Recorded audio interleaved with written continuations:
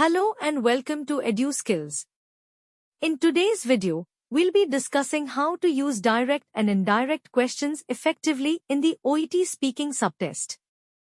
By the end of this video, you'll have a better understanding of how to structure your questions to gather necessary information while maintaining a professional and empathetic tone. Let's get started. In the OET speaking subtest, effectively using direct and indirect questions is crucial. Direct questions are straightforward and to the point. They are often used to get clear and specific information quickly. Indirect questions, on the other hand, are more polite and less direct. They create a more comfortable atmosphere, especially when discussing sensitive topics. First, let's talk about questions related to general health. This is often the starting point in a consultation. Direct question: what brings you here today? This question is straightforward and immediately addresses the reason for the patient's visit. It's effective because it gets to the point quickly, allowing you to understand the patient's main concern right away. Indirect question: can you tell me how you've been feeling lately? This question is more open-ended and allows the patient to describe their condition in their own words. This approach can help patients feel more comfortable and less rushed, as they have the opportunity to share their feelings and symptoms in detail. Next, let's look at how to ask about symptoms. Understanding the timeline and nature of symptoms is crucial for diagnosis. Direct question: when did the symptoms start? This direct approach quickly pinpoints the onset of the patient's symptoms. It's a critical question for understanding the progression of the illness and planning further examination or tests.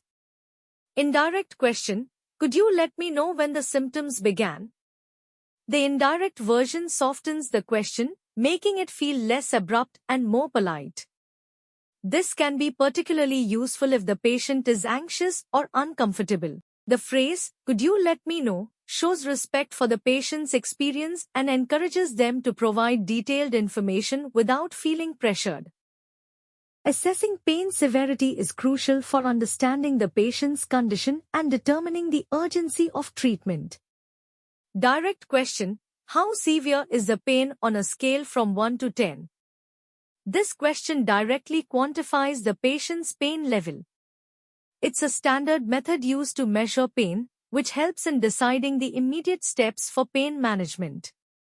Indirect question: I'd like to understand how severe the pain is on a scale from 1 to 10. The indirect form shows a desire to understand the patient's experience, which can make the patient feel more cared for and respected. By saying, "I'd like to understand," you're conveying empathy and concern for the patient's well-being, which can help in building trust and rapport. Let's move on to medical history questions. Knowing the patient's medical history is essential for providing safe and effective care. Direct question: do you have any allergies? A direct approach to quickly identify any potential allergens. This is vital information that could affect the choice of medications or treatments. Indirect question: could you tell me if you have any allergies? This indirect question is more conversational and can help put the patient at ease. It's particularly useful if the patient is nervous about their visit. By phrasing the question indirectly, you're showing that you're not just ticking off a checklist but genuinely interested in their health. Asking about current medications is essential to avoid potential drug interactions and ensure comprehensive care. Direct question: are you currently taking any medications? This direct question aims to gather crucial information about the patient's medication regimen. Knowing what medications a patient is taking helps in understanding their current treatment plan and preventing adverse interactions. Indirect question: I'd like to know if you're currently taking any medications. The indirect question indicates that you're interested in the patient's current treatments, showing care and consideration. It suggests that you're thorough and attentive to details, which can reassure the patient about the quality of care they are receiving. Finally, let's discuss lifestyle habits, which are often significant factors in a patient's overall health. Direct question: do you smoke? This question is straightforward and directly addresses the patient's smoking habits. It's important for understanding risk factors for various health conditions and planning appropriate interventions. Indirect question: could you tell me whether you smoke? The indirect version is less intrusive and more considerate, making the patient feel more comfortable sharing their habits. This is particularly important when discussing potentially sensitive topics like smoking, drinking, or diet. Let's see these questions in context. Here's an example using a direct question. Do you have any allergies? Yes, I'm allergic to penicillin. And now, using an indirect question. Could you tell me if you have any allergies? Yes, I'm allergic to penicillin. It's important to know when to use direct versus indirect questions. Direct questions are useful when you need specific information quickly, such as during a medical emergency or when you're short on time. They help you get straight to the point and obtain essential details efficiently. For instance, in an emergency situation where time is of the essence, a direct question like, "Are you allergic to any medications?" can quickly provide critical information.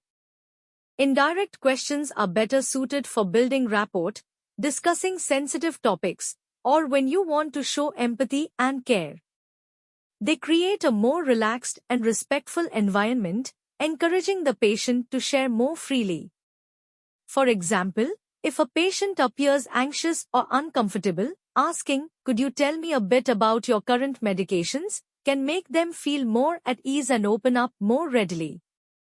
By balancing both types of questions, you can conduct a thorough and respectful consultation. This balance is key in providing high-quality patient care, ensuring that you gather all necessary information while making the patient feel heard and respected. That's all for today's video on using direct and indirect questions in the OET speaking subtest.